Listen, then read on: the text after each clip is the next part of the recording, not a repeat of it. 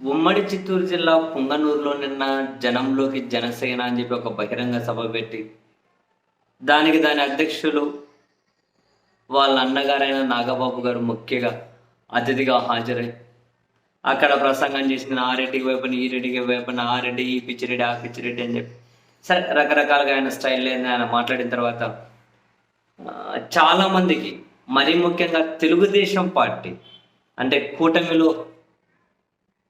కూటమిని రన్ చేస్తున్నటువంటి తెలుగుదేశం పార్టీ ఆ శ్రేణులకు కూడా అర్థం కాని విషయం ఏంటి అంటే, జనసేన పార్టీ పొంగనూరులో సభ పెట్టడం ఏంటి, పొంగనూరులో సభ పెట్టడం ఏంటి అంటే అక్కడ బలం లేదు కదా. బేసిక్గా రాయలసీమలో బలం లేదు. 2 చోట్ల తిరుపతిలో, రైల్వే కోడూరులో టీడీపీ సహాయంతో గెలిచారు. ఆ ఇద్దరు అభ్యర్థులు కూడా ఇప్పుడు తిరుపతి ఎమ్మెల్యే ఏమో వైసీపీ నుంచి వచ్చారు, రైల్వే కోడూరు ఆయనేమో టీడీపీ నుంచి వచ్చారు. అంతకుమించి వాళ్ళకేం పెద్ద బలం లేదు. మరి వాళ్ళు ఇప్పుడు రాయలసీమలో సభలు ప్లాన్ చేస్తున్నారు, రాయలసీమలో తిరగబోతున్నారు. అండ్ రెడ్లు టార్గెట్గా కూడా ఆ రెడ్డి ఈ రెడ్డి పిచ్చిరెడ్డి రకరకాల మాటలు మాట్లాడుతూ ఉన్నారు. మరి జనసేన ఎజెండా ఏంటి అనేది టీడీపీ కూడా అర్థం కాలేదు. It's very simple. Janasena agenda ఏంటి అన్నది ఇట్స్ వెరీ సింపుల్. రాయలసీమలు బేసిక్గా జనసేన బలపడడానికి, సరే పెద్ద బలపడడం కాదు కానీ ఉనికైనా చాటుకోవాలి అని చెప్పి ప్రయత్నం చేయడం వెనక కూడా ఒక సామాజిక వర్గం, ఇప్పుడు డైరెక్ట్గా మాట్లాడుకుంటే ఇప్పుడు బలిజే సామాజిక వర్గం ఏదైతే ఉందో దాన్ని ఓన్ చేసుకునే ప్రయత్నాల్లో భాగంగా మొదటి స్టెప్ రాయలసీమలో జనసేన సభలు పెడుతూ ఉంది.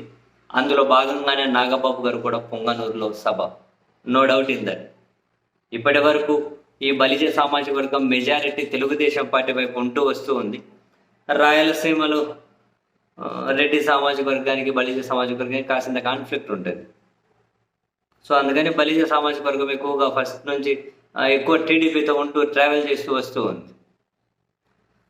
ఇప్పుడు వాళ్ళని కాపులు అంటారు కాబట్టి మరో రకంగా కోస్తాంధ్రలో, గోదావరి జిల్లాలో ఇక్కడల్లా వాళ్ళు మెజారిటీ జనసేనతోనే ఉన్నారు కాబట్టి రాయలసీమలో కూడా బలిజలు జనసేనతో ఉండే విధంగా, అంటే టీడీపీకి ఓటు బ్యాంకుగా ఉన్న వాళ్ళను జనసేన వైపు లాక్కోవాలి. అండ్ జనసేన టీడీపీతో ఉంటే టీడీపీకి ఓటేయాలి, జనసేన బీజేపీతో ఉంటే బీజేపీకి ఓటేయాలి, ఒంటరిగా ఉంటే ఒంటరిగా ఓటేయాలి. ఒంటరిగా ఉండే అంత సీన్ లేదు. ఒక పార్టీతోనే వాళ్ళు పోవాలి. ఒంటరిగా పోటీ చేసి గెలిచేంత పరిస్థితులు లేదు, అంత వాళ్ళకు బలం కూడా లేదు, అది వేరే విషయం. సో మొత్తం మీద అయితే టీడీపీకి అండగా ఉన్న ఓటు బ్యాంకును జనసేన వైపు లాక్కొనే ప్రధాన ఎత్తుగడ కూడా అదే. కావాలనే రెడ్డి సామాజిక వర్గం మీద నాగబాబు గారు నేరుగా విమర్శలు చేసినటువంటి ఎత్తుగడ కూడా అదే. అటు కూటమి ప్రభుత్వంలో ఉండి చంద్రబాబు నాయుడు గారి లీడర్షిప్ను పదే పదే పొగుడుతూ టీడీపీకి ప్రత్యామ్నాయంగా ఎదగాలి అని చెప్పే ప్రయత్నం జనసేన అయితే ఖచ్చితంగా చేస్తోంది, అంటే బీజేపీ చేయిస్తోంది. అండ్ మనం చాలాసార్లు మాట్లాడుకున్నాం, ఎన్నిసార్లు మాట్లాడుకున్నా అది నిజం. ఇప్పుడు జనసేన బీజేపీ వాళ్ళు ఏవైనా కొంచెం ఎదుగుతూ ఉన్నారు అంటే దాని అర్థం టీడీపీ బలహీన పడుతుంది అని. జగన్మోహన్ రెడ్డి గారికి ఉన్నటువంటి ఆ ఓటు బ్యాంక్ అది డిఫరెంట్. సో వీళ్ళు ఎక్కడికి పోయి ఏ రాజకీయాలు, ఏ కులపు మీటింగ్లు పెట్టుకున్నా, ఎలాంటి రాజకీయాలు చేసినా, ఎలాంటి ప్రసంగాలు చేసినా జగన్ గారి ఓటు బ్యాంకును వీళ్ళ వైపు లాక్కుంటారు అని చెప్పి నేనైతే ఖచ్చితంగా అనుకుంటలేను.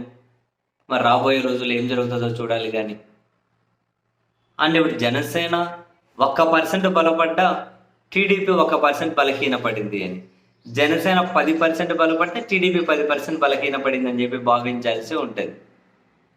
సో ఇలా వాళ్ళు ఒంటరిగా బలపడుతూ టీడీపీని కాసింత వీక్ చేయాలనే కూటమిలో చంద్రబాబు నాయుడు గారిని పొగుడుతూనే వీళ్ళు స్వతహాగా బలపడే ప్రయత్నం.